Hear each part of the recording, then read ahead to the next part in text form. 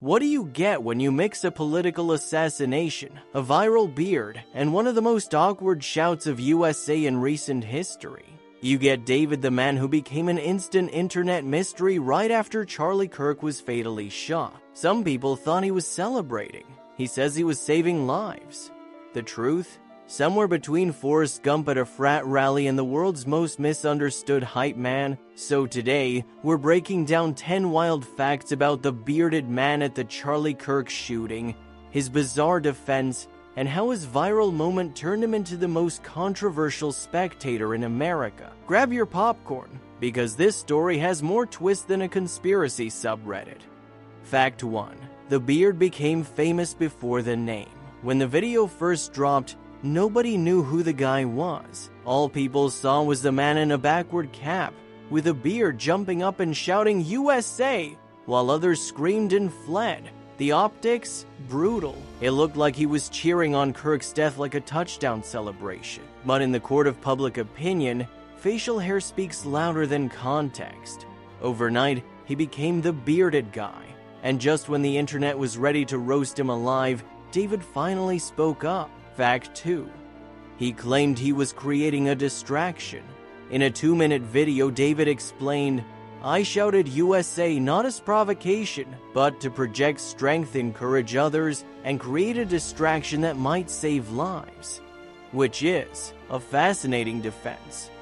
Imagine you're at a horror movie, and instead of leaving, you start a USA chant to calm the crowd. That's basically his strategy. Bold move.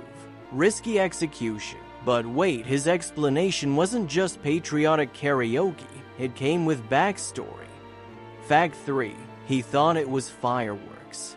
David swore that when he first heard the gunshot, he thought it was fireworks or a prank. He even looked for smoke on the horizon, like he was auditioning for a volunteer fire department. When no smoke appeared, he realized it was a firearm, which is a little like saying, "I thought it was a balloon popping, but then I saw the guy bleeding."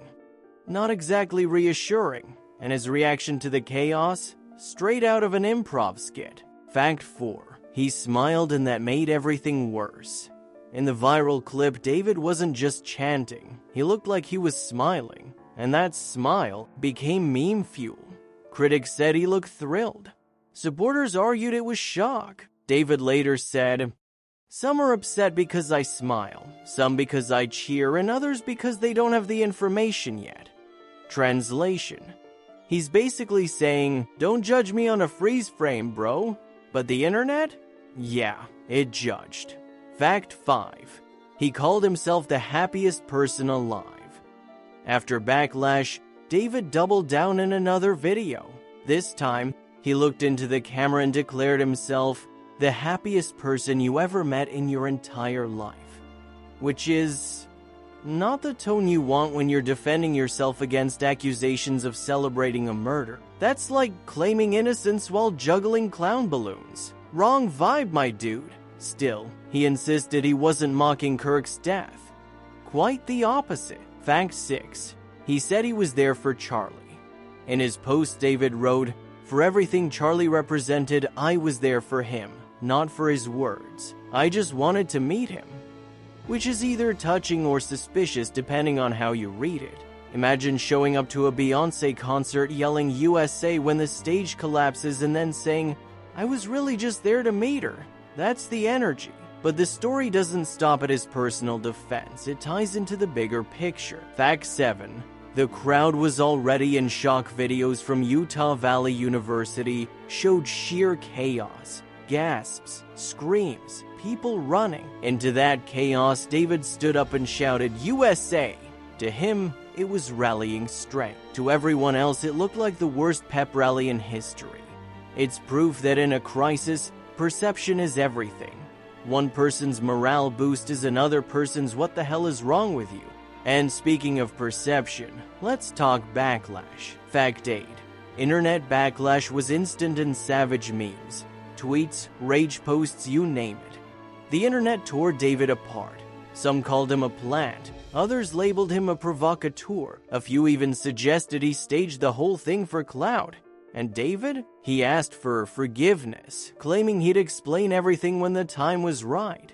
which is the online equivalent of dropping "I'll tell you later" in a group chat and then ghosting. But while the beard trended, the real tragedy was still front and center. Fact 9. Charlie Kirk was declared dead hours later. Kirk, only 31, was rushed from the stage but died from his injuries. Trump himself confirmed the news, calling it a dark moment for America.